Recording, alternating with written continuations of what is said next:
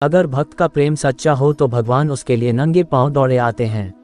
वहीं बात जब कन्हैया की हो तो कहने की क्या, अपने भक्तों के लिए वह न जाने कितने रूप धरते हैं और कितनी ही अनगिनत लीलाएं कर चुके हैं, जिनका प्रमाण हमारे धार्मिक ग्रंथों में मिलता है।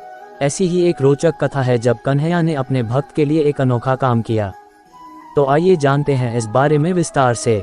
पौराणिक कथा के अनुसार एक बार की बात है, किसी नगर में एक राजा ने एक मंदिर बनवाया जिसमें श्री कृष्ण की एक मूर्ति भी रखवाई, लेकिन उसकी कभी पूजा नहीं की।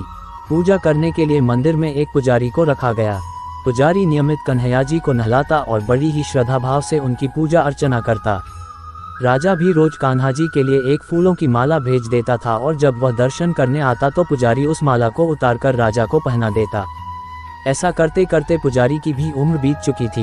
एक दिन किसी वजह से राजा नहीं आ सका तो उसने एक सेवक के हाथ मंदिर में माला पहुंचा दी और कहलवाया दिया कि आज वह मंदिर नहीं आएगा, इसलिए पुजारी उसका इंतजार ना करें। इतना कहकर सेवक चला गया। पुजारी ने हमेशा की तरह कन्हैया जी को माला पहना दी, लेकिन जब शाम हुई तो पुजारी यह सोचने लगा, माला उतारकर किसे पहनाई जाए। उसने सोचा क्यों न ये माला आज मैं ही पहन लूं, वैसे भी मेरी उम्र हो चली है, जीवन का क्या पता कब खत्म हो जाए। इतना सोचकर पुजारी ने माला उतारकर अपने गले में डाल ली, लेकिन इतने में ही सेवक आ गया और उसने बताया कि राजा की सवारी मंदिर में पहुंचने वाली है। राजा की सवारी आने की बात जब पुजारी ने सुनी तो वह डर गया। उसने सोचा कि अगर राजा ने उसे देख लिया तो वह तो मरवा ही डालेंगे। आनन फानन में पुजारी ने माला उतारकर वापस कन्हैया जी को पहना दी। जैसे ही राजा अंदर आया तो हमेशा की ही तरह पुजारी ने माला कान्हा जी के गले से उतारकर राजा को पहना दी, लेकिन माला पर लगा सफ़ेद बाल देखकर राजा समझ गए कि पुजारी ने यह माला स्वयं ही पहनी थी। बस फिर क्या था, राजा क्रोधित हो उठे और उन्होंने गुस्से में पुजारी से पूछा कि माला पर सफ़ेद बाल कहाँ से आया। तब राजा की बात सुनकर पुजारी डर गया और बोल पड़ा, ये तो कन्हैया जी का है। अब तो राजा और भी क्रोधित हो गए, क्योंकि कान्हा तो भगवान हैं और उनके बाल सफ़ेद कैसे हो सकते हैं। इसीलिए राजा ने फरमान सुना डाला कि कल श्रृंगार के समय राजा खुद आएंगे और देखेंगे सच में ही कान्हा जी का सफ़ेद बाल है या पुजारी झूठ बोल रहा है।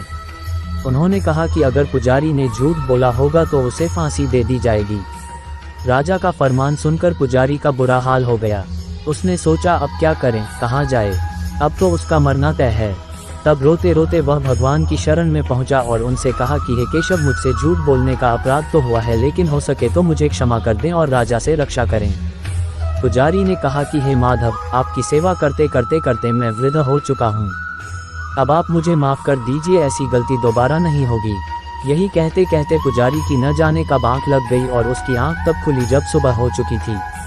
उधर सुबह होते ही राजा भी आ गया और कहने लगा, आज कान्हा जी का श्रृंगार वह खुद करेगा।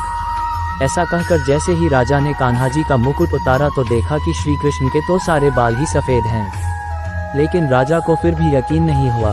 उसे लगा कि फांसी के डर से पुजारी ने ही बालों को रंग दिया होगा। राजा ने सोचा कि क्यों न कन्हैया जी का एक बाल तोड़कर देखा जाए। इसके बाद राजा ने कान्हा जी का एक बाल तोड़ लिया, लेकिन जैसे ही बाल टूटा कन्हैया के सिर से खून की धारा बहने लगी। ये देखकर राजा भगवान के चरणों में गिरकर माफ़ी मांगने लगा।